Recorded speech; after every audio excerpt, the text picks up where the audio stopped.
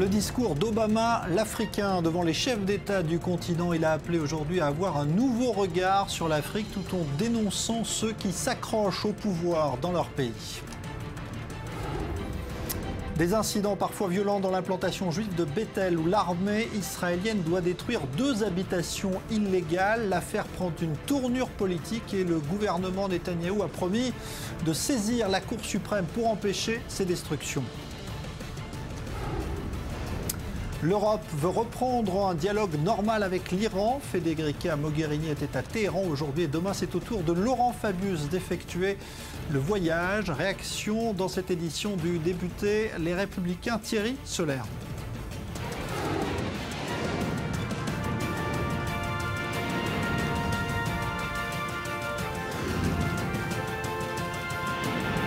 Le Grand Direct avec Jean-Charles Banou.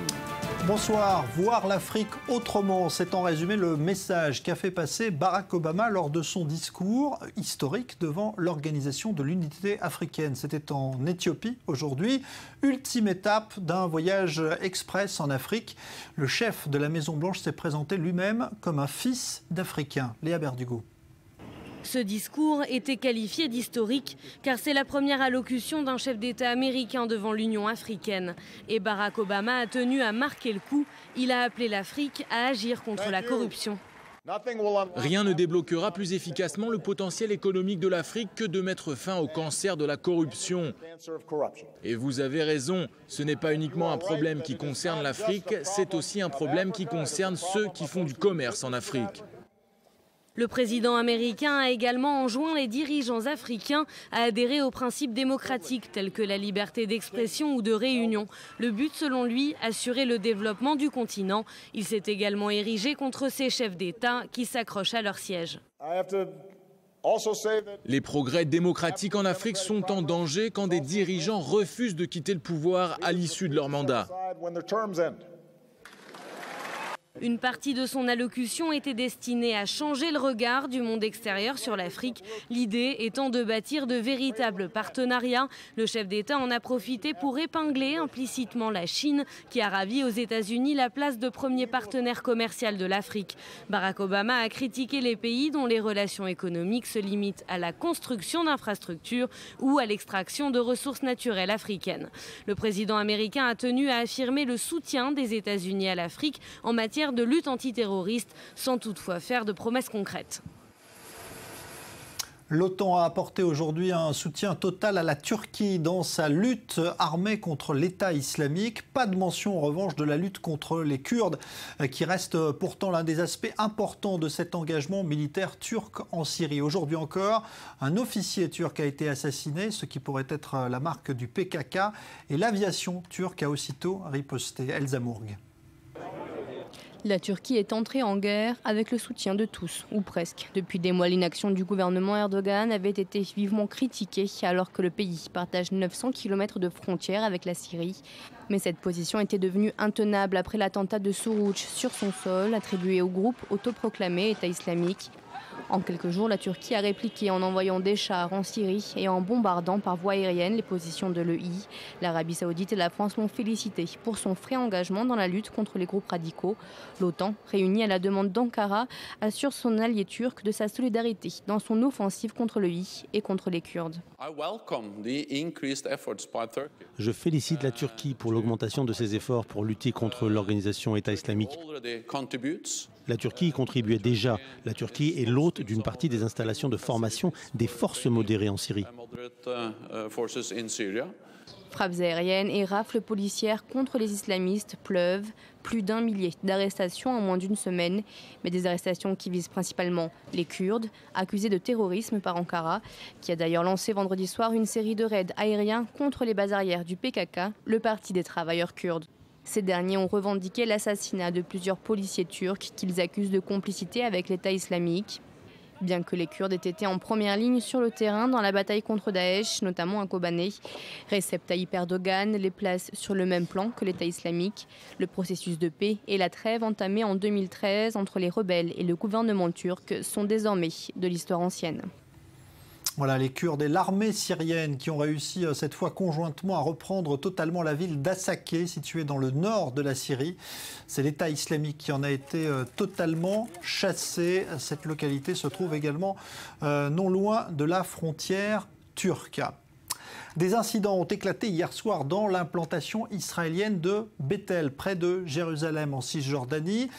Des incidents qui se sont poursuivis aujourd'hui et même ce soir. On retrouvera dans un instant notre envoyé spécial, car la justice a ordonné la destruction de 2 immeubles construits illégalement. Mais les habitants s'y opposent et le gouvernement Netanyahou a promis de faire de nouveaux appels de cette décision avant de l'exécuter pour faire retomber la tension. Maxime Pérez. Il est 4 h du matin quand plusieurs centaines de jeunes investissent 2 immeubles en chantier dans l'implantation juive de Bethel, près de Ramallah. Barricades improvisées, prières à l'intérieur des édifices, la rébellion s'organise. Très vite, les forces anti-émeutes de la police israélienne interviennent. Il n'est plus question de destruction, mais d'évacuation manu militari. La confrontation était vouée à dégénérer, et elle dégénère. Les bâtiments occupés sont jugés illégaux. La Cour suprême a même ordonné leur destruction le mois dernier. Mais l'appel des habitants de Bethel retarde pour l'instant la sentence, au moins jusqu'au 5 août prochain. Certains ont, semble-t-il, cherché à anticiper l'arrivée des bulldozers. Sur le toit des maisons, les plus radicaux opposent une résistance passive. Ailleurs, des pneus sont brûlés pour gêner l'intervention des policiers israéliens. Bilan des heures, une 50aine d'arrestations parmi les habitants juifs, dont certains sont arrivés du nord de la Cisjordanie. Au petit matin, la situation s'est calmée, mais un face-à-face tendu perdure avec les forces de sécurité. Celui qui bâtit des maisons sur la terre d'Israël est un héros, pas comme ces policiers qui aident les terroristes à nous combattre. Mais le gouvernement israélien ne l'entend pas de cette oreille. Les violences de la nuit à Bethel ont provoqué de vives réactions, notamment celle du ministre de la Défense Moshe Ya'alon, qui s'indigne de l'attitude des habitants juifs. J'ai agi et continue d'agir pour les implantations de Judée-Samarie, y compris à Bethel. La majorité des gens le savent. Celui qui croit qu'il peut enfreindre la loi se trompe. Je n'abandonnerai pas. J'attends des ministres du gouvernement qu'ils soutiennent l'état de droit. Des propos incisifs qui font suite aux critiques du foyer juif, le parti de Naftali Bennett, à la fois contre Moshe Ya'alon et le Premier ministre Benjamin Netanyahou. Nul doute qu'il s'agit d'un nouvel avis de turbulence pour un gouvernement israélien déjà bien fragile. Alors on va s'arrêter sur ce dossier qui est également en train de devenir un vrai sujet politique ce soir en Israël. Emmanuel Navon, bonsoir. Vous êtes professeur de relations internationales à l'université de Tel Aviv. D'abord, qu'est-ce qu'on peut dire de la situation de ces implantations et de ces constructions qui n'ont pas de base légale, semble-t-il, mais pourtant les habitants les défendent? Au nom de quoi? D'abord, il s'agit de constructions au sein du village de Bethel. Et la légalité de certaines constructions dont on parle a été contestée à la Haute Cour de justice.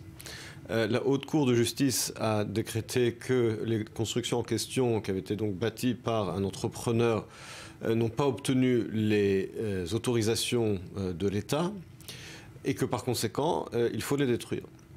Alors, ce qui se passe entre-temps, c'est que l'État essaie de donner les autorisations en question, mais la Haute Cour de justice a donné une date limite, qui est donc la fin du mois, pour le détruire. Il y a également un appel qui a été soumis concernant la décision de la Haute Cour de justice.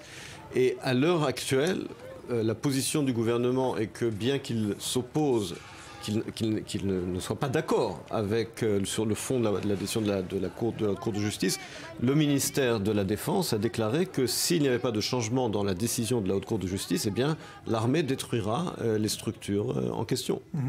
Mais alors, on voit bien aujourd'hui que le gouvernement Netanyahou est embarrassé parce qu'il y a dans cette coalition évidemment des membres du parti Foyer Juif qui soutiennent les habitants de ces implantations. Netanyahou, là, fait quelque chose qui vous semble légal en disant qu'il faut consulter de nouveau la Cour suprême alors qu'il y a déjà eu une décision de justice? Non, on peut faire appel. On a le droit de faire appel à une décision de la Haute Cour de justice. D'ailleurs, la Haute Cour de justice doit se prononcer sur cet appel. Mais il faut distinguer entre le droit et entre les positions politiques. Par exemple, le ministre de la Défense, Moshe Ya'alon, dit que lui, personnellement, de son point de vue, de ses opinions, il est pour cette construction, mais il a très clairement dit que si la décision de la Haute Cour de justice ne change pas, eh bien, il se soumettra, il se pliera à la loi, au droit. Donc il faut distinguer encore une fois entre le droit, une décision de la Haute Cour de justice, et les positions politiques de tout un chacun. Ouais. Alors il y a un problème politique aussi avec le parti Foyer Juif qui fait pression, parce qu'il est membre de cette coalition, sur Netanyahou. C'est ce qui fait, à votre avis, que Netanyahou tente aujourd'hui d'intervenir pour empêcher ces destructions? Alors il est clair que là-dessus, sur ce sujet, la coalition du Premier ministre est menacée, puisque les membres du parti du Foyer Juif, qui est partie intégrante de la coalition, menacent effectivement de quitter la coalition si le gouvernement détruit les structures en question. Alors qu'encore une fois, il s'agit d'un ordre de la Haute Cour de justice, ce n'est pas une décision du gouvernement. Donc le gouvernement se doit, d'après la loi, de se plier aux décisions de la Haute Cour de justice. Mais le gouvernement est menacé, effectivement, d'où la tentative de Netanyahou de sauver sa coalition, mais sa marge de manœuvre est très limitée. Sa seule véritable marge de manœuvre, ce serait éventuellement de construire une coalition alternative. Ça, c'est encore une autre paire de manches. Je n'ai pas sûr qu'il ait une coalition alternative. Mais en tout cas, légalement, il est clair que sa marge de manœuvre est très limitée.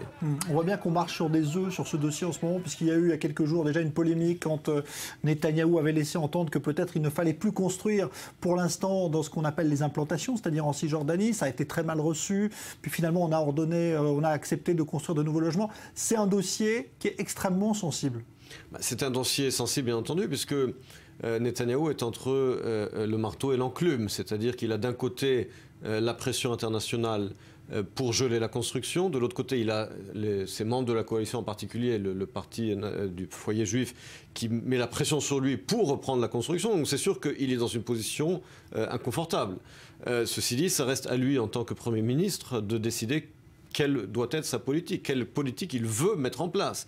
Et là-dessus, sa marge de manœuvre, elle existe dans la mesure où potentiellement il a des coalitions alternatives.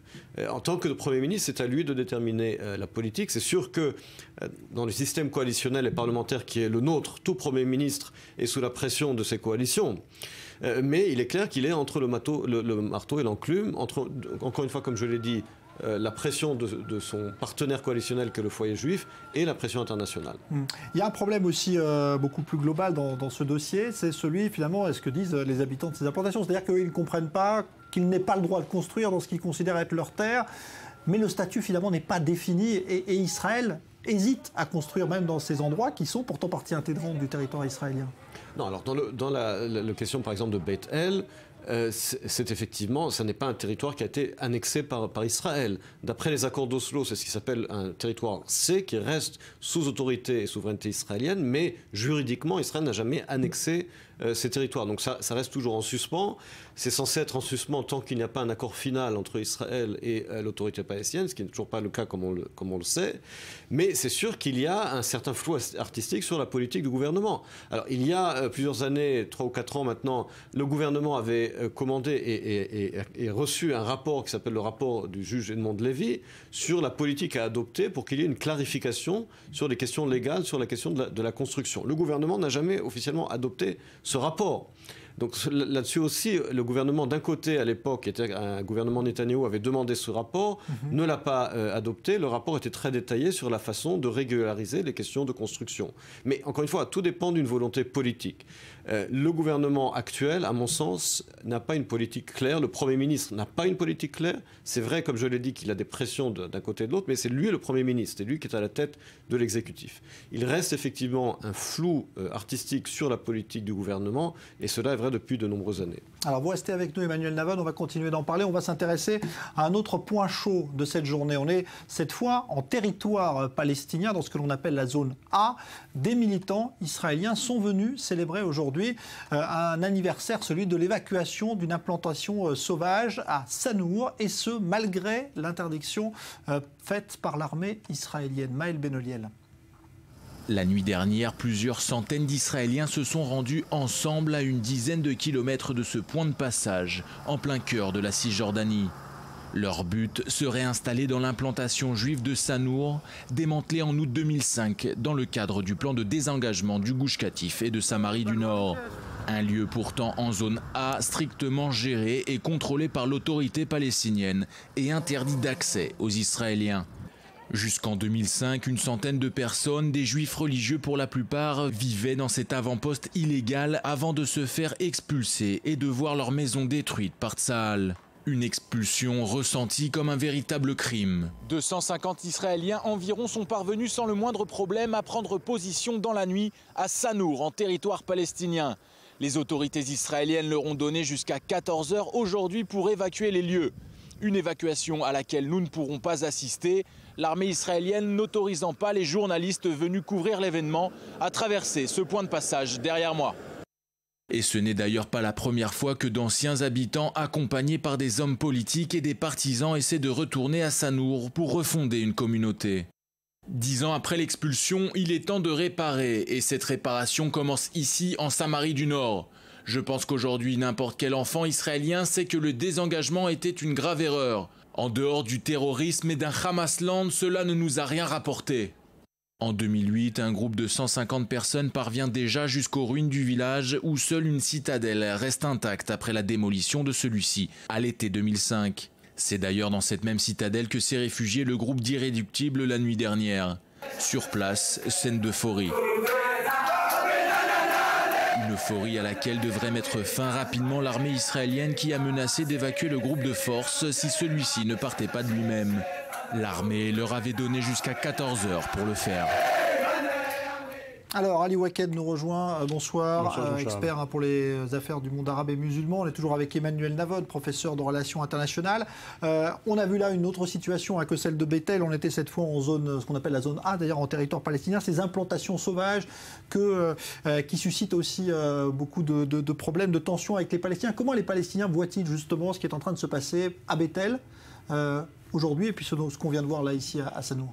2 points. Le premier, c'est que les Palestiniens considèrent que c'est un gouvernement qui est basé sur les colons israéliens et qu'ils jouissent d'un soutien très important. Mais de l'autre côté, ils ont reçu un message très clair aujourd'hui du ministère de la Défense et des officiers de la coordination sécuritaire qui disait que les colons qui ont envahi Sanour aujourd'hui vont être évacués dans les heures à venir et qu'Israël respectera le désengagement et qu'il n'y aura pas des nouvelles implantations.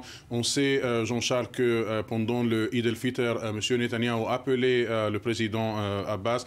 M. Netanyahou comprend qu'il va y avoir un mouvement international qui va demander Israël à penser à renouveler les contacts et les pourparlers avec les Palestiniens. Et la dernière chose dont a besoin le gouvernement israélien, selon ce qu'ont compris les Palestiniens, c'est ces phénomènes qu'on a vu aujourd'hui. Voilà, on voit en même temps les images de Bethel en ce moment où il y a toujours un face-à-face tendu entre les habitants donc de cette implantation juive et eh bien, les gardes frontières israéliens qui sont, vous le voyez, en tenue anti-émeute. Emmanuel Navod, la situation de Sanour qu'on vient de voir, où il y a eu un désengagement, a du mal toujours à être accepté aujourd'hui encore par certains.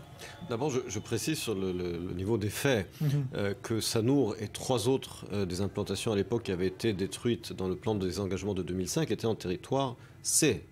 C'est tout ce qui était construction israélienne était en territoire C.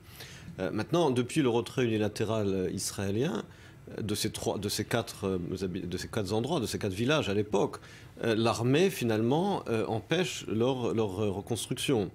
On sait que les anciens habitants souhaitent reconstruire les villages de l'époque qui avaient été détruits. L'armée s'y oppose. Le gouvernement... Pour des raisons de sécurité aussi, parce que ça créerait des tensions qui seraient ingérables. Encore une fois, je pense qu'il n'y a pas là de toute façon de décision gouvernementale. Comme dans le cas de Bethel, la raison pour laquelle il y a eu une décision de la Haute Cour de justice de détruire les constructions qui faisaient problème, c'est parce que cela n'avait pas été approuvé par le gouvernement. Dans les territoires C, le souverain de facto, c'est l'État d'Israël. On ne peut pas construire sans qu'il y ait de décision gouvernementale. Il n'y a pas aujourd'hui de décision gouvernementale de construire dans les 4 implantations qui avaient été détruites en 2005 dans le nord de la Samarie. Donc c'est la politique aujourd'hui du gouvernement. Des citoyens, qu'ils soient arabes ou juifs, n'ont pas le droit de prendre la loi entre les mains et de construire là où le gouvernement ne l'a pas décidé. Encore une fois, qu'ils soient arabes ou juifs. Et donc c'est la politique actuellement du gouvernement. Jean-Charles, il faut payer attention au fait que ce qui se passe aujourd'hui à Bethel, ce qui se passe à Sanour, il a lieu dans le cadre d'un mouvement international qui suit ce qui se passe au sud du mont de Hébron, dans le village de Soussia, que les Israéliens ont pensé évacuer et qu'un certificat israélien avoue qu'il s'agit des terres privées des Palestiniens. C'est faux. C'est faux. C'est contesté à la Haute Cour de justice. La Haute Cour de justice a ordonné la démolition de la construction pirate à Soucia, qui n'est pas un village. Soi-disant village palestinien n'est ni un village ni palestinien. Même si, ok, la construction, il y a une différence entre une construction qui soit illégale, et sur qui est le patron du sol, le propriétaire du terrain. Un certificat israélien de l'administration civile israélienne admet qu'il s'agit d'une terre palestinienne privée, non pas seulement publique. La communauté internationale présentée par les États-Unis et l'Union européenne ont averti Israël qu'il va y avoir des conséquences très graves au cas où Israël évacuera les habitants, les 40 familles, quelques centaines de personnes. Et c'est dans cette atmosphère que les Palestiniens aujourd'hui ont essayé de contacter et l'Union européenne et l'administration américaine. Ils sont eux-mêmes financés par l'Union européenne et l'administration américaine. Ne prenons pas les gens pour des imbéciles. Les constructions pirates à Souissa qui sont illégales, de la même manière que celles à Beth El qui ont été ordonnées, la destruction a été ordonnée par la Haute Cour de justice. La Haute Cour de justice a déjà statué qu'il s'agissait de constructions illégales qui, entre parenthèses, sont financées par l'Union européenne. Mais il y a un petit problème, c'est que la communauté internationale ne reconnaît pas la souveraineté de la Cour de justice israélienne sur les territoires. Mais c'est faux. Non, vous vous trompez. Non, vous vous trompez. Non, vous avez tort. Vous vous trompez. Il s'agit d'abord des territoires C, de la zone C, qui, d'après les accords d'Oslo... Que je sache, il n'y a pas un pays au sein de la communauté internationale qui reconnaît CBA pour les accords d'Oslo n'existent plus. Pour les Européens, les Européens ne connaissent pas les accords d'Oslo. L'initiative européenne, française ou américaine est-elle basée sur quelle ligne? Sur les lignes de 1967 avec des échanges territoriaux. Donc pour la communauté internationale, les colonies, que ce soit à côté de Jénine, au nord de la Judée et de Samaria, ou au sud du mont de Hébron, ils relèvent de la même loi internationale qui pense que ce sont des territoires occupés et que toute implantation, que toute nouvelle construction... Là, il faut préciser, excusez-moi... vous savez très bien que ce qu'on appelle aujourd'hui la rive occidentale du Jourdain, la West Bank, n'a jamais constitué un pays souverain. N'a jamais été parti, n'a jamais fait partie d'un pays souverain. Mais ce sont les faits. Mais ça, ce sont les faits juridiques. Est-ce que Israël a reçu une lettre officielle de la part de l'Union européenne et de l'administration américaine en l'avertissant à ne pas toucher ce que vous appelez les constructions illégales au sud du mont de Hébron? Non, il y a une déclaration. Il y a une déclaration d'un des porte-parole du ministère américain des Affaires étrangères. Mais encore une fois, la Haute Cour de justice israélienne a statué ce qu'elle a statué. Cela ne dépend pas. Israël est un pays souverain. Ce n'est pas aux États-Unis de décider ce qui se passe ou ce qui ne se passe pas. Que ce soit au-delà ou en deçà de la ligne verte. Le droit est le droit. Quand on parle avec les diplomates occidentaux, l'enjeu des différentes institutions israéliennes, les cours, l'armée, etc., ça ne change pas ce qu'ils pensent et qu'il s'agit des territoires de 1967 qui doivent être sujets à un accord de paix, que les Palestiniens et les Israéliens se mettent d'accord sur un échange de territoire, c'est OK, mais que la communauté internationale refuse tout acte unilatéral de la part d'Israël dans ces territoires. Bon, on suivra tout cela, évidemment, c'est loin d'être réglé. Situation, donc on l'a vu, toujours très tendue ce soir à Beth El. Merci Ali Waked, merci Emmanuel Navon. On essaiera de retrouver Daniel Haïk qui est sur place un peu plus tard. On évoque à présent cette initiative d'une association en France qui a fait venir dans un camp de vacances en région parisienne des enfants du monde entier qui ont tous en commun d'avoir été touchés de très près par le terrorisme. Reportage Mathias Sidbar. Se déployer et voler de ses propres ailes. Voilà l'objectif du projet Papillon. Dans le rôle de l'organisateur, l'Association française des victimes du terrorisme. Dans celle des participants, des jeunes âgés de 15 à 23 ans, touchés de près ou de loin par des attentats terroristes. Un séjour d'une semaine en banlieue parisienne où se mêlent discussion, réflexion et surtout partage.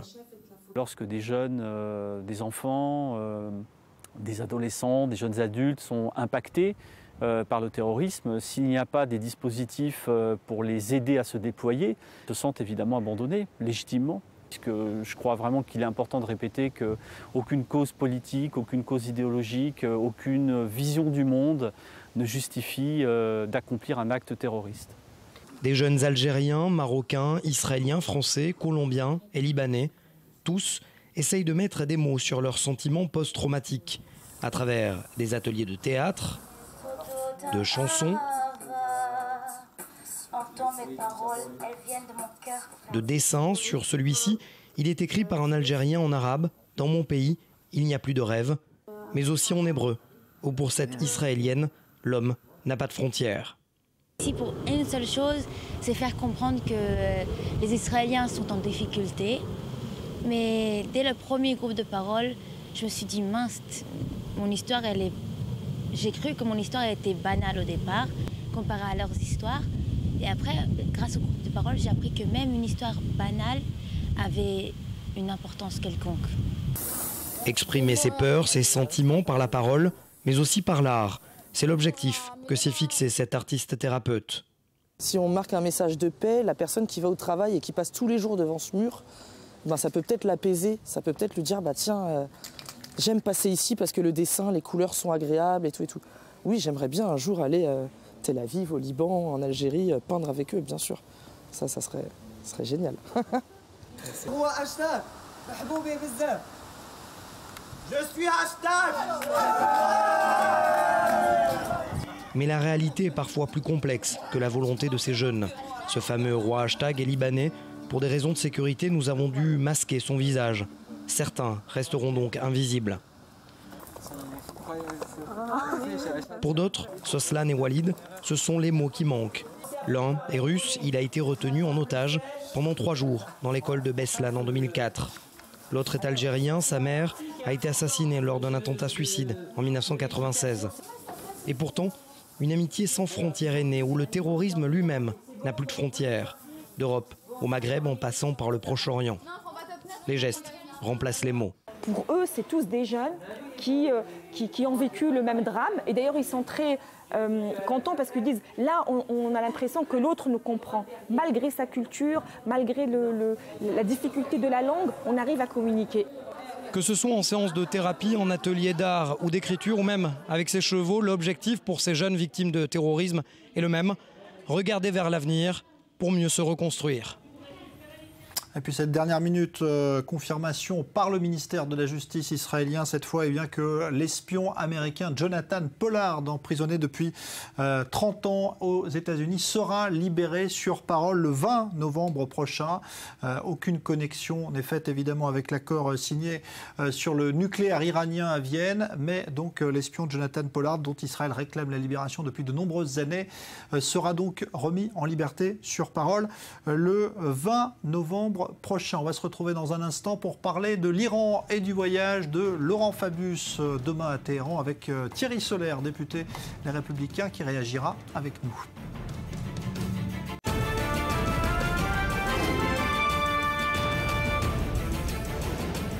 Le discours d'Obama, l'Africain, en Éthiopie, devant les chefs d'État du continent, il a appelé à avoir un nouveau regard sur l'Afrique tout en dénonçant ceux qui s'accrochent au pouvoir dans leur pays. Des incidents encore ce soir dans l'implantation juive de Bethel où l'armée doit détruire 2 habitations jugées illégales. L'affaire prend une tournure politique car le gouvernement Netanyahou a promis d'intenter un recours devant la Cour suprême contre ces destructions. L'Europe veut reprendre le dialogue avec l'Iran. Federica Mogherini était à Téhéran aujourd'hui avant Laurent Fabius demain. On en reparle dans un instant.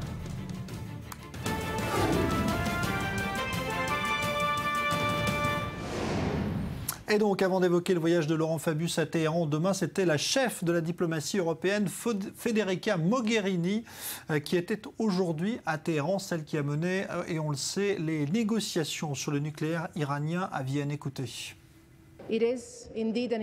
C'est en effet un investissement dans un nouveau chapitre des relations entre l'Iran et la communauté internationale.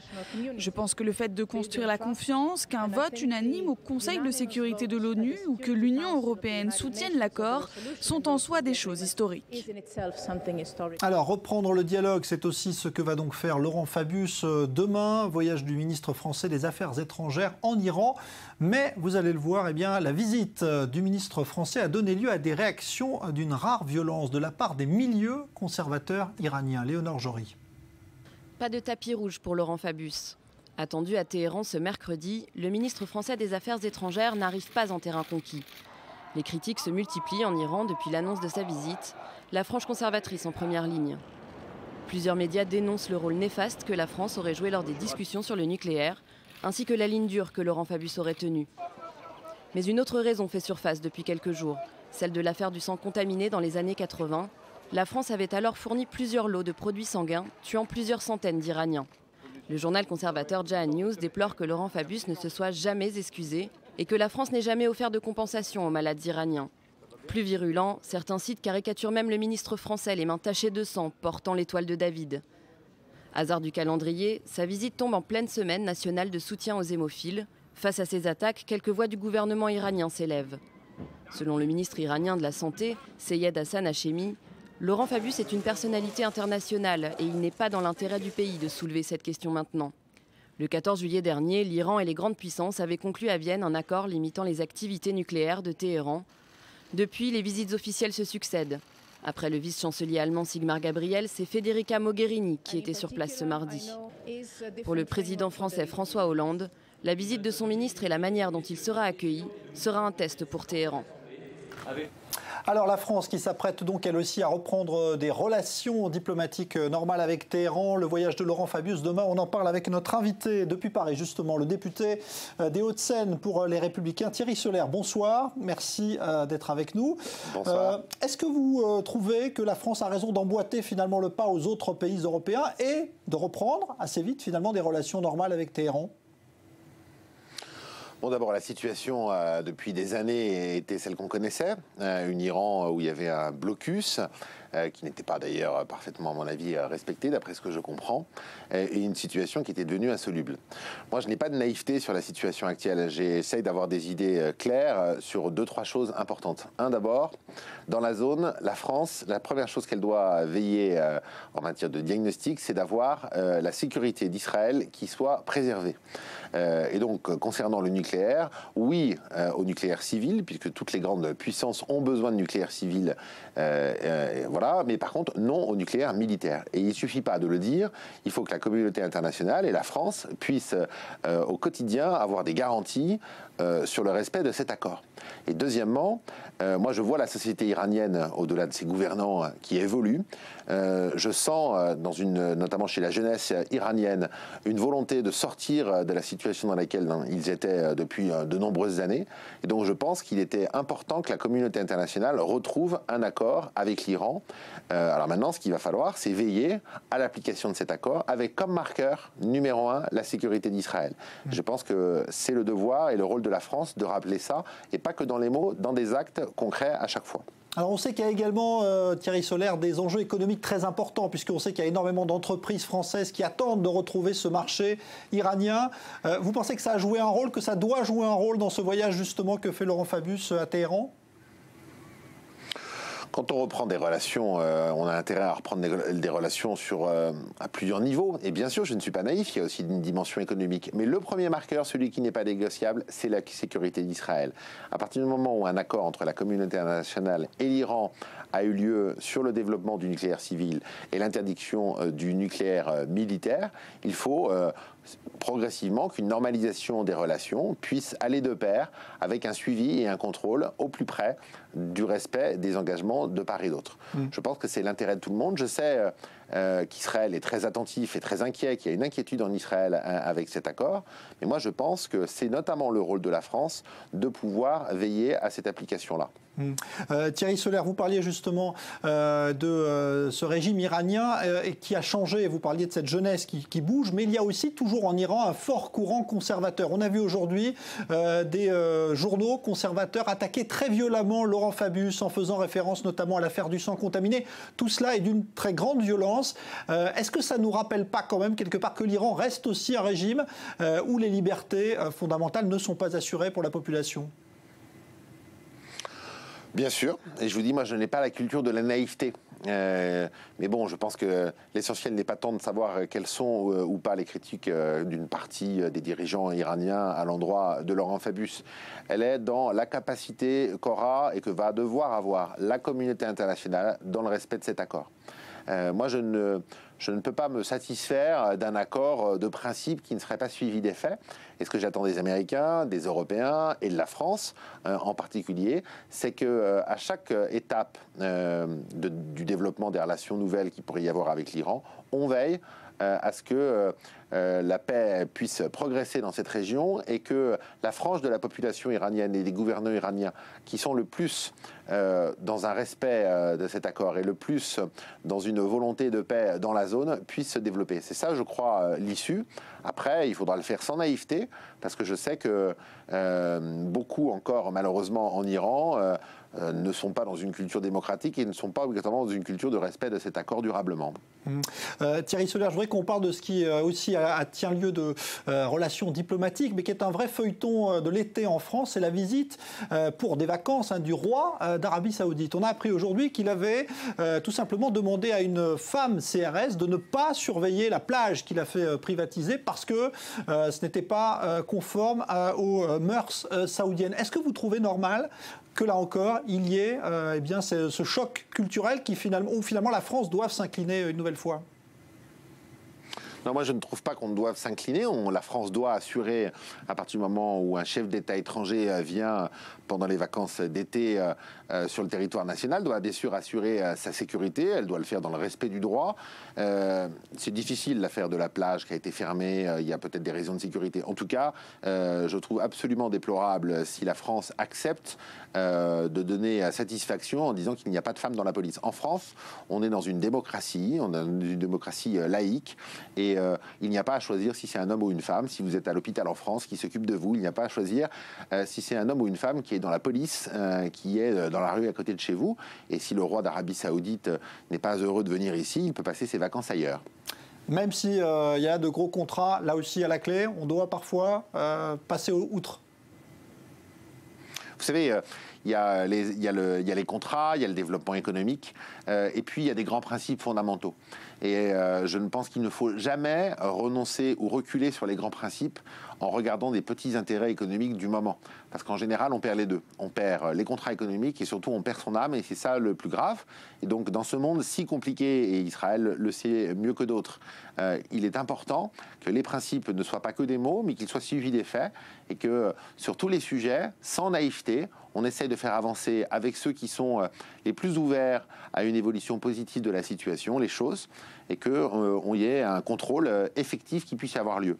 Concernant l'Arabie Saoudite, moi je souhaite, et je l'ai dit à plusieurs reprises, on est nombreux au Parlement français à le dire, que puissent être levés tous les soupçons qu'il y a entre certaines monarchies du Golfe et des organisations terroristes, et que par ailleurs, on ne recule pas sur les grands principes qui forment les démocraties occidentales et notamment la démocratie française, parce qu'il y aurait des volontés et d'autres chefs d'État de faire autrement.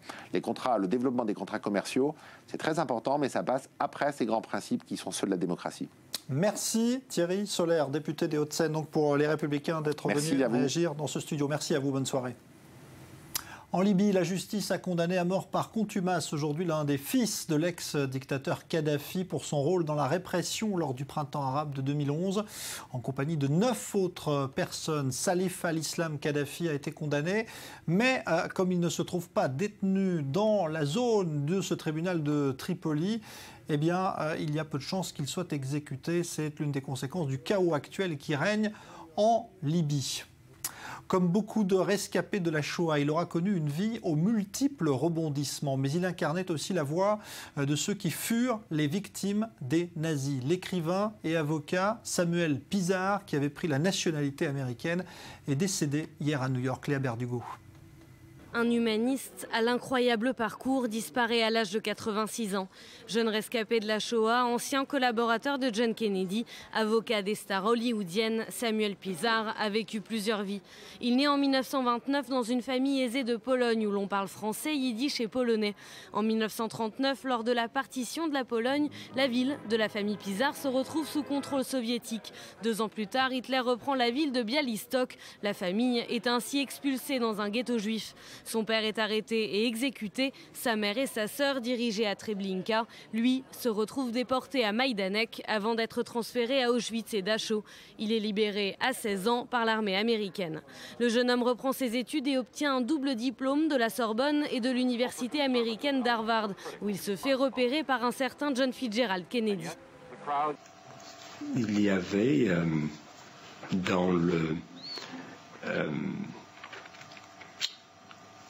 conseil de gouverneurs de l'université un jeune homme qui s'appelait John Kennedy. Il a capté le message et comme il me l'a expliqué plus tard, il se dit si je suis aux affaires un jour, je vais revenir à cette idée. C'était au zénith de la guerre froide. Et c'est comme ça que j'ai atterri un jour à Washington. Après l'assassinat de Kennedy, Samuel Pisa rejoint la Californie. Il devient alors l'avocat des stars hollywoodiennes, parmi elles Ava Gardner ou Marlon Brando. Tout au long de sa vie, il n'a cessé de défendre la cause des droits de l'homme. Ambassadeur de l'UNESCO, président fondateur du comité français de Yad Vashem, il a relaté sa captivité à Auschwitz dans son ouvrage Le sang de l'espoir. Les hommages se sont succédés sur les réseaux sociaux. François Hollande a salué un homme au destin exceptionnel. Destin exceptionnel, on en parle justement avec Roger Kuckerman, le président du CRIF, qui est en ligne avec nous. Bonsoir. Bonsoir. Ce qui est effectivement exceptionnel dans ce destin, c'est que d'un jeune homme qui a échappé de peu à la mort dans les camps est sorti cet itinéraire incroyable qu'il a mené jusque dans les arcanes de la Maison-Blanche. Oui, il a vraiment eu un destin exceptionnel. Il disait lui-même qu'il avait eu une chance miraculeuse. Il a été... C'est ce qui ressort justement du destin de ces déportés dont la vie ne tenait qu'à un fil et après qui ont connu parfois ces destins-là. Oui, il est l'un des rares survivants très connus à côté d'Elie Wiesel et de Simone Veil. Il a été déporté à 13 ans, il a été libéré à 16 ans. Pendant 1 an, il a vécu une vie de petit voyou en chapardant et il a eu la chance qu'un membre de sa famille en Australie le retrouve, le ramène en Australie, à Melbourne, et puis lui donne l'éducation qui lui a permis, après Harvard, la Sorbonne, de devenir avocat, de devenir un écrivain fantastique, puisqu'il a écrit l'histoire de sa vie dans Le sang de l'espoir et La ressource humaine, qui sont 2 livres extraordinaires. Et puis ensuite, eh bien, il est devenu un grand avocat international, spécialiste des rapports entre l'Est et l'Ouest, conseiller de Kennedy, vous l'avez dit, ambassadeur de l'UNESCO. Il avait comme clients les Russes, les Chinois, l'organisation des Jeux Olympiques. Et donc c'est un personnage qui, dans des conditions incroyables, est sorti du néant pour devenir une des personnalités mondiales les plus connues, les plus appréciées dans le monde. Et ça a été un grand honneur pour moi de le fréquenter d'assez près, puisque d'abord j'ai eu des relations professionnelles avec lui quand j'étais banquier, et ensuite c'est devenu un ami. Et il a même été membre du jury du prix Max Kuckerman, qui est un jury qui encourage le développement de la culture yiddish. Comment vivait-il le fait justement d'être un rescapé, puisqu'il est par exemple le seul rescapé de son école lorsqu'il était enfant à Bialystok? Comment vit-on avec cela? Eh bien, il avait l'obligation morale, disait-il, de rappeler ce qui s'est passé, et il a été l'un des premiers à transmettre l'histoire alors que beaucoup de survivants se taisaient. Lui a été l'un des tout premiers à parler et à exprimer dans son livre Le sang de l'espoir ce qui a été le calvaire des Juifs pendant cette guerre, et constamment il a cultivé le souvenir de la mémoire de la Shoah, et donc il a constamment jusqu'à la fin témoigné comme on pouvait le faire de la manière la plus claire et la plus forte possible. Merci Roger Kuckerman pour ce témoignage, donc hommage à Samuel Pisard, décédé à l'âge de 86 ans. Changement dans le classement mondial des constructeurs automobiles. Au sommet, eh bien, ce n'est plus le japonais Toyota qui mène la cadence, mais l'allemand Volkswagen. C'est un événement. Joseph Emmanuel. Volkswagen arrache à Toyota le titre de premier constructeur mondial. Avec un peu plus de 5 millions de véhicules vendus depuis le 1er janvier 2015, les deux firmes sont au coude à coude et c'est de très peu que le japonais se fait dépasser. Il était lui-même passé numéro 1 mondial en 2012, mais ses ventes ont fortement chuté, y compris dans l'archipel nippon. Un plongeon de près de 12% au Japon, où les mini-véhicules ont particulièrement souffert d'une conjoncture difficile. Plus qu'une victoire de Volkswagen, c'est le recul de Toyota, le premier en 2 ans, qui laisse l'Allemand prendre la pole position. En 2014, les deux géants automobiles étaient déjà très proches dans la course, avec un peu plus de 10 millions de véhicules vendus sur l'année. Avec sa citadine Yaris et son hybride Prius, le Nippon avait atteint la première place dès le début de la crise financière de 2008. Il ravissait ainsi le titre à General Motors, leader mondial de construction automobile durant plus de 70 ans. Mais le japonais Toyota est bien décidé à ne pas se laisser distancer. Il a fait part mi-avril d'un investissement de plus d'1 milliard d'euros. Une nouvelle usine au Mexique est sur le point de voir le jour pour mieux desservir ses clients nord-américains. Et une nouvelle ligne de production verra également le jour en Chine, premier marché mondial de l'automobile. En 10 ans, Volkswagen a littéralement doublé ses ventes dans le monde. Le groupe détient aujourd'hui une dizaine de marques, dont Porsche, Bentley, Audi ou encore la prestigieuse italienne Ducati. Alors avec nous Lionel Friedfeld, bonsoir, bonsoir analyste financier. Alors est-ce que c'est Toyota qui perd ou est-ce que c'est Volkswagen qui gagne? Alors effectivement, Toyota avait notamment un recul des ventes au Japon et c'est pour ça que la différence est assez minime. Elle est de 20 000 véhicules puisqu'elle est de à peu près de 5,04 millions pour Volkswagen et de 5,02 millions pour Toyota. Volkswagen est quand même maintenant le numéro 1 mondial. C'est un chiffre qui est simplement pour le premier semestre 2015. Il faut bien savoir que pour 2014, évidemment, les deux sociétés étaient proches, mais Toyota était numéro 1 mondial. Ils écoulent effectivement à peu près de 10 millions de véhicules par an. Mais ce qui est intéressant effectivement de noter, c'est que Toyota avait ravi la place à General Motors, qui avait eu un leadership pendant près de 70 ans. Donc on va dire que, et d'ailleurs, General Motors arrive en 3e position de ce classement.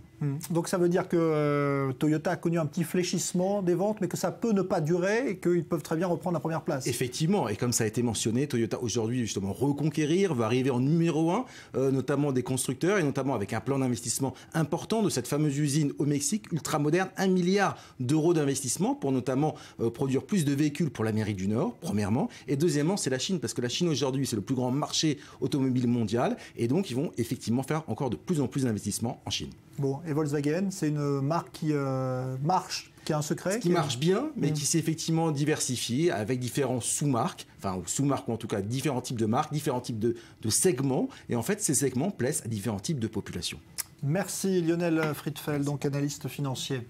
En Israël, le gouvernement a décidé d'intégrer dans le circuit économique les membres des communautés qui font plutôt bande à part habituellement. C'est le cas des Bédouins. Une campagne a été lancée à destination des femmes bédouins qui n'ont pas accès au marché du travail, souvent en raison du poids des traditions dans cette communauté. Reportage Shahar Peled avec Léa Volbert. La mosquée du village bédouin de Khora, dans le sud d'Israël, est un lieu de spiritualité religieuse. C'est aussi le lieu de travail de 30 femmes, scène encore rare, mais qui s'observe de plus en plus fréquemment dans le secteur bédouin. Lorsque votre lieu de travail est une mosquée, vous vous sentez tellement en sécurité que cela vous motive encore plus de venir travailler. Les tribus arabes nomades traditionnelles vivent dans le sud du Negev, une région désertique d'Israël. Elles comptent près de 200 000 bédouins répartis en communautés majoritairement conservatrices et elles imposent de fortes contraintes aux femmes qu'elles incitent à rester au foyer et à s'occuper des enfants. Les femmes du centre de service de Bézek à Khora défient cette tradition. Au début, ils n'acceptaient pas le fait que je veuille travailler. Mais maintenant, ils l'acceptent parce que je ne les ai pas laissés, ni d'ailleurs laisser les gens dire à ma famille « c'est une fille, elle ne doit pas travailler ». Je leur ai dit que je voulais travailler pour progresser personnellement. Je suis une femme, je dois travailler. Pas seulement rester à la maison, faire des enfants, un point c'est tout. Asma Kabao a 21 ans. Elle fut la première femme de sa famille à conduire, à étudier et à chercher du travail lorsque sa famille a connu des difficultés financières. J'ai décidé de les aider tout en m'aidant moi-même, ainsi que ma sœur. Quand ils m'ont vue, ils ont voulu la même chose. Alors maintenant, ma jeune sœur étudie avec moi et avec notre sœur aînée. Les gens n'aiment pas me voir partir travailler. Certains sont jaloux. Maintenant, ils me voient et disent « Tu as une voiture, tu travailles, tu étudies, vraiment ? Toi ? Oui, moi. Et pourquoi pas ? Notre plus grand accomplissement est que le centre de service soit totalement géré par des femmes bédouines qui comprennent la culture et la complexité de la situation des femmes qui travaillent. C'est un plaisir d'avoir une telle position et ça renforce les femmes bédouines autour de moi qui voient qu'on peut débuter comme simple employé et être rapidement promu à des échelons directoriaux. Graduellement intéressées par une meilleure qualité de vie et une meilleure éducation pour leurs enfants, les communautés bédouines commencent à admettre lentement mais sûrement que le progrès est parfois supérieur à la tradition. Mais que se passe-t-il lorsque les femmes sont promues à de plus hauts rangs, devenant directrices ou inspectrices ? C'est une situation nouvelle qui n'a rien de banal. Dans mon village, je suis la seule femme ayant accédé à un poste directorial. Avec le temps, les gens l'ont accepté. Nous sommes une société en constante évolution. Ayant constaté la faible proportion de femmes arabes dans le monde du travail, le ministère israélien de l'économie s'est fixé des objectifs et crée désormais des programmes de soutien. Dans les pôles emploi, nos objectifs concernent plus spécifiquement les femmes, parce que c'est le domaine le plus ardu. 80% des clients de Sela Ibrahim sont bédouins. Souvent, Sela est obligé d'employer la population locale.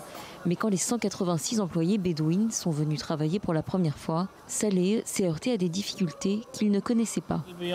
Le samedi est notre jour d'affluence. Soudain, 8 caissières ne se présentent pas à leur service. L'une dit que son mari ne lui a pas permis d'aller travailler ce jour-là. Une autre prétend que la voiture de son père est tombée en panne. Elles ne sont toujours pas autonomes et manquent d'assiduité. Mais la roue tourne et des femmes comme Asma, Yasmine et Myriam, en abattant les obstacles, ouvrent la voie à la confiance en soi, à l'égalité au sein de la famille et à l'indépendance. La télé-réalité repousse sans cesse les limites de ce qui est jugé acceptable ou pas pour ces candidats. La preuve avec cette émission d'une chaîne australienne. Bonsoir Julia Ganancia. Bonsoir Jean-Charles. Alors le principe, je le résume et vous allez le développer, ça vaut la peine d'être entendu. Emmener des candidats en Syrie où ils ont été pris sous le feu réel des djihadistes, ça paraît incroyable. Incroyable, mais vrai, ils étaient venus chercher des sensations fortes. Eh bien, le moins que l'on puisse dire, c'est qu'ils ont été servis. Alors la chaîne a diffusé ce soir justement le premier volet de l'émission Go Back to Where You Came From, retourne d'où tu viens, qui consiste à suivre des Australiens ordinaires dans des camps de réfugiés en Syrie, en Irak ou en Birmanie. Une émission qui depuis 3 saisons, Jean-Charles, fait des cartons d'audience et qui fait fi des polémiques qu'elle suscite avec ce concept assumé par la chaîne finalement, montrer la réalité de la guerre et la vie difficile des réfugiés à travers le filtre de la télé. Alors, montrer la vie difficile des réfugiés, mais aussi mettre en danger ses participants. Effectivement, cela peut être le cas. Cela semble en tout cas avoir été le cas dans l'un des épisodes, dont des extraits ont déjà été rendus publics par la chaîne. On peut voir 3 participants encadrés par des hommes armés et munis de gilets pare-balles courir tête baissée et sans casque pour se réfugier derrière des bâtiments, tandis que résonnent des tirs de mortier. Et oui, Jean-Charles, on est bien loin des débuts de la télé-réalité. Souvenez-vous de Love Story. On s'interrogeait à l'époque sur le voyeurisme. Et bien aujourd'hui, on va encore plus loin en interrogeant les limites de la morale, celle aussi de la puissance de l'image de télévision. Je vous propose qu'on regarde un court extrait de cette émission.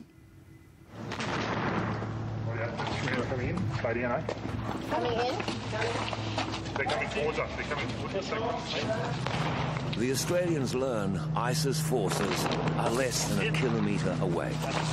Stay down,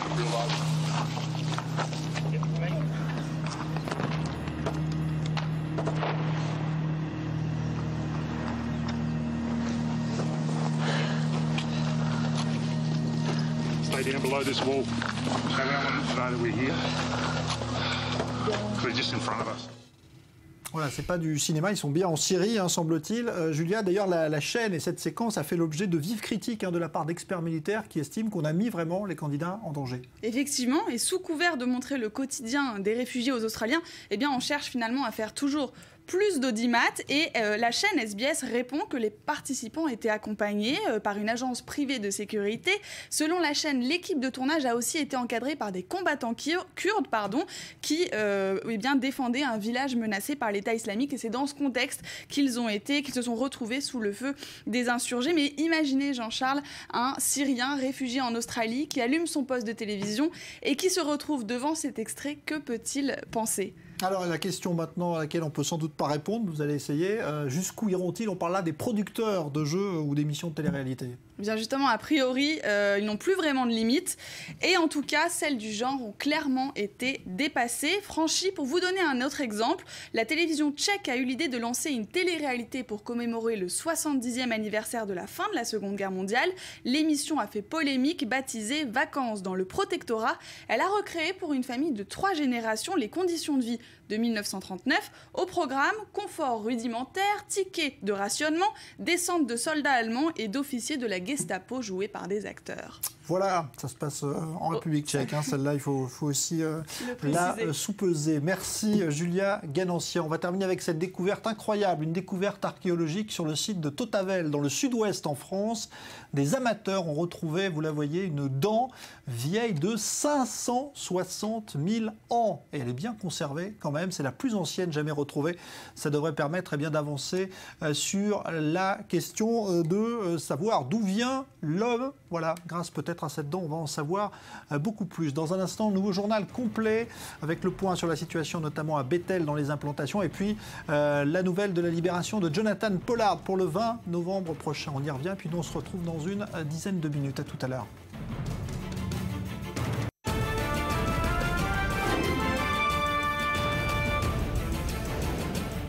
Retour du Grand Direct et on va de nouveau faire un point sur la situation dans l'implantation juive de Bethel. On vous parlait tout à l'heure de ces incidents et de ces tensions qui persistent depuis près de 24 heures maintenant entre les habitants de cette implantation et la police israélienne, car une décision de justice ordonne la destruction de 2 habitations construites illégalement sur cette implantation. Mais l'affaire devient très politique car le gouvernement Netanyahou a décidé d'intenter un nouveau recours contre la décision de détruire ces habitations.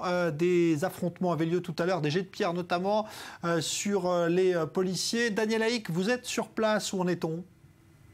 La tension reste très vive ce soir dans la localité de Bethel, en Samarie, à proximité des 2 bâtiments Draïnov qui ont été évacués la nuit dernière par les forces de police. Des centaines de jeunes habitants de la localité et des environs sont ici, essayent de repénétrer à l'intérieur de ces 2 bâtiments dans l'espoir de pouvoir maintenir le siège dans l'attente de la décision de la Cour suprême concernant la possibilité ou non de poursuivre la construction de ces 2 bâtiments. Il faut dire qu'ici, la colère des jeunes est un peu le reflet de la colère de l'ensemble de la population juive de Judée-Samarie aujourd'hui. On a été stupéfait de découvrir donc sur ordre du ministre de la Défense ce matin, bien des forces de sécurité se sont déployées massivement et auraient donc, selon les habitants juifs de Bethel et de la région, auraient évacué avec force et violence les jeunes qui étaient sur place dans ces bâtiments. On est extrêmement aussi déçus que ce soit un gouvernement de droite, le gouvernement de Binyamin Netanyahou, qui ait pris cette décision. Et on comprend encore moins que cette décision ait pu être prise alors que l'on commémore ici, dans les localités juives de Judée-Samarie, on commémore le 10e anniversaire de l'évacuation des habitants juifs du Gush Katif. Donc toutes ces raisons font que la tension reste très vive et que la colère est très nettement perceptible ici dans la localité de Bethel. Merci Daniel Haïk. On suit évidemment cette situation et son évolution. C'est un événement chargé de symboles qui va se dérouler dans moins d'1 heure ce soir à Berlin, dans le stade olympique construit par Hitler pour les Jeux olympiques de 1936.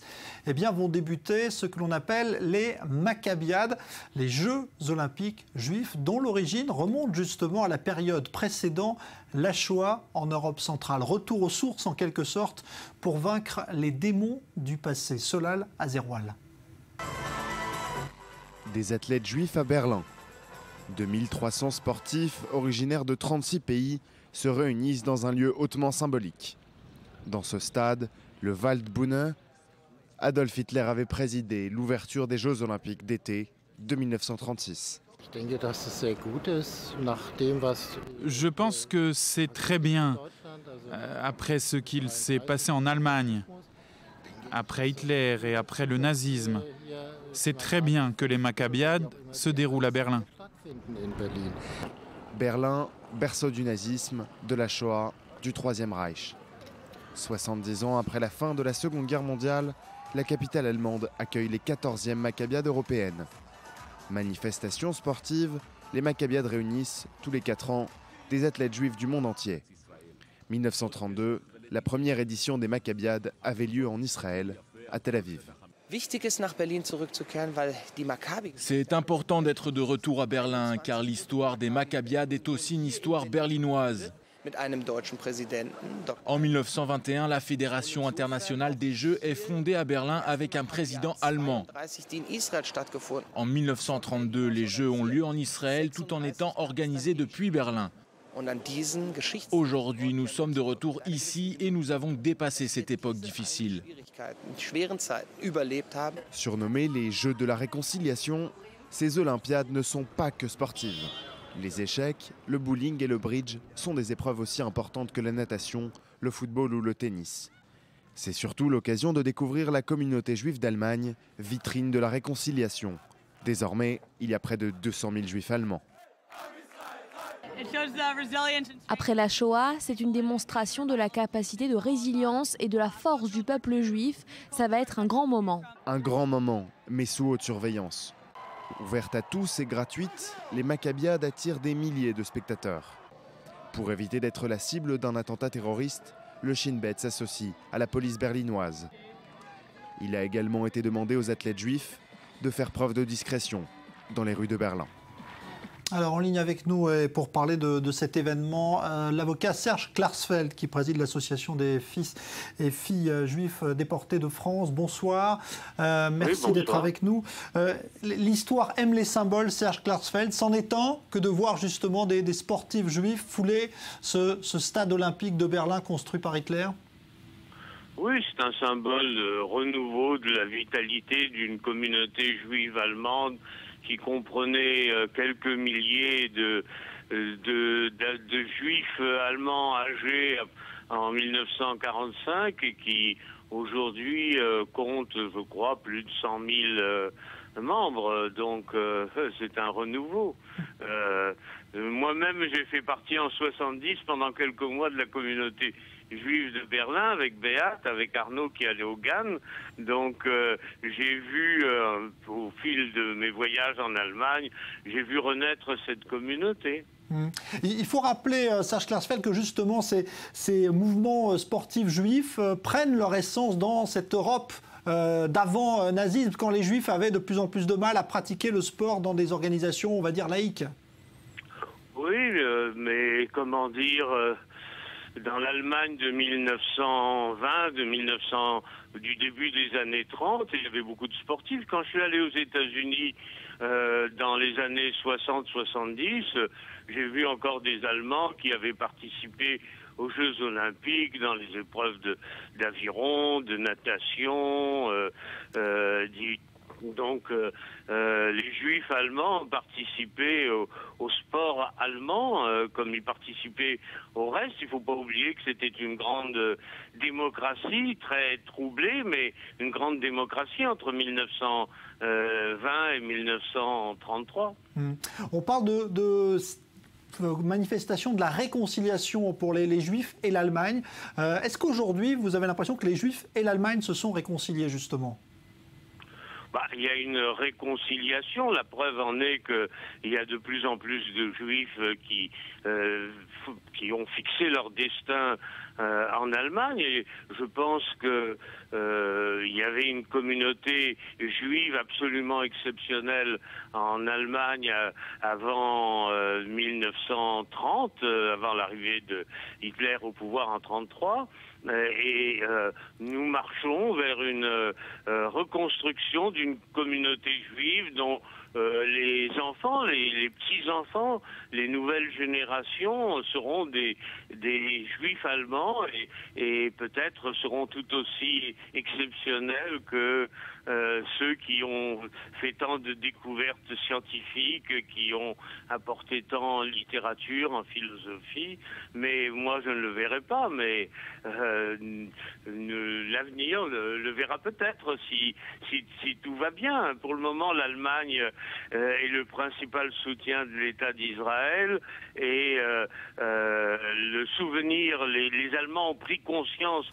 Il ne faut pas oublier qu'aujourd'hui, 90% des Allemands qui vivent en Allemagne n'ont pas connu la période nazie. Donc, ils ont compris l'immensité du crime qui a été commis contre les Juifs. Ils ont compris aussi ce qu'a coûté à l'Allemagne la perte des Juifs.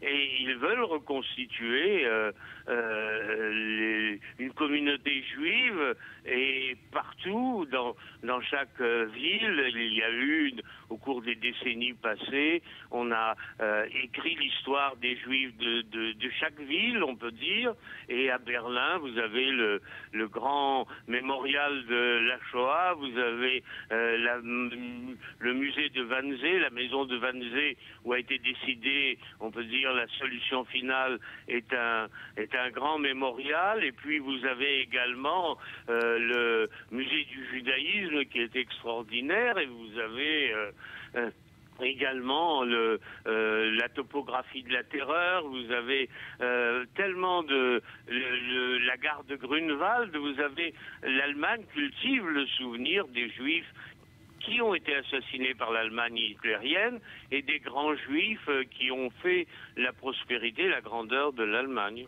Merci pour ce témoignage, Serge Klarsfeld, donc en direct à propos donc de cette cérémonie qui aura lieu dans quelques minutes maintenant dans le stade olympique de Berlin. Je voudrais qu'on donne la parole justement à quelqu'un qui connaît bien évidemment ce monde du sport et qui est lui-même un rescapé de la Shoah. Noah Kliger est en ligne avec nous. Bonsoir, merci de témoigner, Noah Kliger. Qu'est-ce que ça vous fait à vous justement qui avez connu évidemment cet enfer des camps nazis de voir ce soir cette cérémonie dans le stade de Berlin avec des sportifs juifs? Pour vous dire la vérité, vous n'allez pas en croire, mais ça ne fait absolument rien. Pour la très simple raison que ce n'est pas le même stade. Et comme ça a été déjà dit avant moi, ce n'est pas les mêmes Allemands.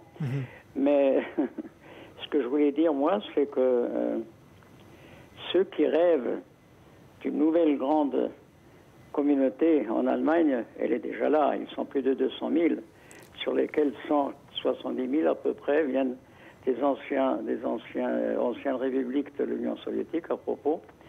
Parce que quand cela a commencé à venir, dans les années 60-70, il y avait 27 000 juifs en Allemagne, il n'y avait pas plus. Aujourd'hui, il y en a beaucoup, ça c'est vrai. Il y a même quelques dizaines de milliers d'Israéliens qui essayent de se débrouiller. Et pour revenir aux Jeux Olympiques de 1936, il y a eu des Juifs qui ont participé à ces Jeux Olympiques. Il y a même eu dans l'équipe de natation de France, il y a eu Alfred Nakache, Artem Nakache, qui a nagé pour la France à Berlin en 1936. Il a aussi joué au water-polo. Il y en a eu d'autres. Donc c'est pas exactement ce qu'on disait, qu'il n'y avait pas de Juifs du tout. C'est vrai, il y en a qui ont refusé, avec raison d'ailleurs, de participer à des Jeux organisés par un régime. Il y en a qui ont été écartés aussi parce qu'ils étaient Juifs, notamment dans la délégation américaine. Non, il faut dire maintenant, il faudrait que je m'excuse, mais il y avait une escrimeuse qui était une championne du monde et qui pouvait remporter une médaille d'or. Elle n'était même pas juive, son père était juif. Elle n'était même pas juive, Helene Mayer. Ils l'ont fait revenir, les Allemands l'ont fait revenir, elle était à l'étranger, pour qu'elle participe dans l'équipe allemande pour avoir une médaille. Donc, c'est pas exactement ça. C'est vrai qu'il y avait déjà le régime nazi, évidemment, depuis 1933. Il y en a qui ont refusé de venir, comme par exemple les nageuses autrichiennes, qui ont été immédiatement rayées de tous les registres. Et après, ils ont reçu leur médaille et leur titre, ils l'ont reçu après 40 ou 45 ans en Israël, par une délégation autrichienne qui s'est excusée. Maintenant, pour dire que les Allemands... comment expliquer ça? Les Allemands, c'était certain, c'était déjà après les lois de Nuremberg, qui elles viennent de 1935, et ça c'était en 1936. L'Allemagne, évidemment, a fait tout pour essayer de cacher l'antisémitisme, pour essayer de cacher la haine de la plupart des Allemands déjà envers les Juifs. D'ailleurs, j'appartiens à ceux qui prétendent encore toujours, avec raison, malheureusement, parce que ça se prouve, c'est facile à se prouver, qu'aujourd'hui aussi, l'antisémitisme en Allemagne est énorme, comparé à d'autres pays. Il y en a plus là-bas que dans beaucoup des autres pays. Donc ça, c'est un antisémitisme peut-être latent. Il n'est peut-être pas violent, il est même violent aussi. Donc ça, c'est pas vrai, toute cette histoire que les Allemands sont des autres Allemands. Au point de vue juif, ils ne sont pas tout à fait d'autres Allemands. Je suppose qu'aujourd'hui, ils n'auraient plus de chambres à gaz dans des camps de concentration. Ça n'arrivera plus de toute façon, parce que là, la garantie, c'est certainement l'État d'Israël. À ce que ça n'arrive plus. Mais il faut comprendre autre chose aussi. En 50 ou 60 ans même, l'Allemagne n'a pas jugé plus de quelques centaines de SS, alors qu'il y avait plus d'1 million qui ont servi dans les SS. Donc les SS qui étaient, elles, responsables des camps, des assassinats, de la destruction du judaïsme en Europe, tout ça. Ils n'ont même pas été, ils n'ont pas été accusés même. Il n'y avait pas de jugement. Il y avait quelques centaines qui ont été accusés. La plupart ont été d'ailleurs relâchés après 3 mois ou 4 mois en prison. Donc l'Allemagne n'a rien fait au fond du tout après la guerre pour ce qu'on pourrait appeler prouver qu'elle avait honte de ce qu'elle a fait et qu'elle voulait réparer. Elle a donné de l'argent, elle le donne toujours, ça c'est vrai. Merci. Mais ça, c'est pas une réparation de toute façon. L'argent, ça ne remplace pas une famille de 8 personnes qui a été assassinées par les SS. Ni un père, ça ne remplace pas ses enfants. Un enfant, ça ne remplace pas ses parents.